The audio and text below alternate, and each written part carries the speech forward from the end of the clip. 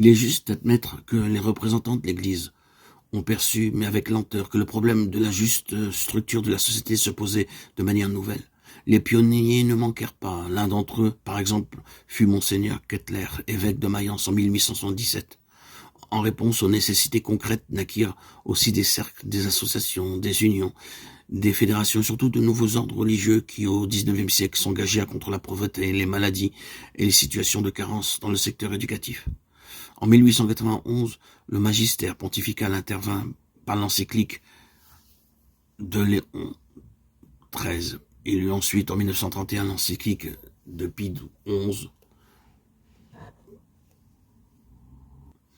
et de nombreuses suivirent jusqu'en 1991. Ainsi, face à des situations et à des problèmes toujours nouveaux, s'est développée une doctrine sociale catholique qui, en 2004, a été présentée de manière organique, rédigée par le Conseil pontifical Juste Tis et Paix. Le marxisme avait présenté la révolution mondiale et sa préparation comme étant la panacée à la problématique sociale. Avec la révolution et la collectivisation des moyens de production qui s'en suivaient, affirmait-on dans cette doctrine, tout devait immédiatement aller de manière différente et meilleure. Ce rêve s'est évanoui. Dans la situation difficile où nous nous trouvons aujourd'hui à cause aussi de la mondialisation de l'économie, la doctrine sociale de l'Église est devenue un repère fondamental qui propose des orientations valables bien au-delà de ses limites.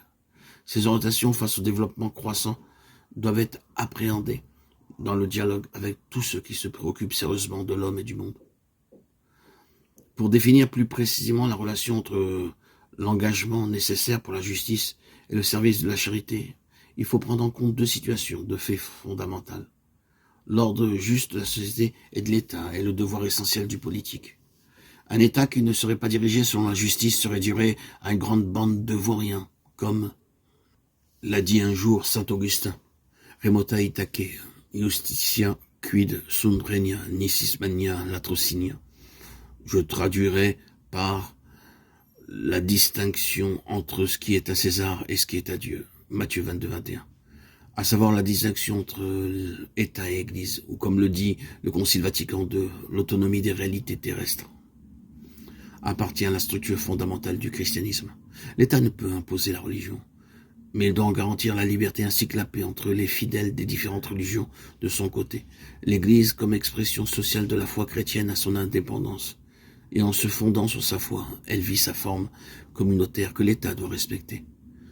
Les deux sphères sont distinctes, mais toujours en relation de réciprocité. La justice est le but, et donc aussi la mesure intrinsèque de toute politique. La politique est plus qu'une simple technique pour la définition des ordonnances publiques. Son origine et sa finalité se trouvent précisément dans la justice, et cela est de nature éthique.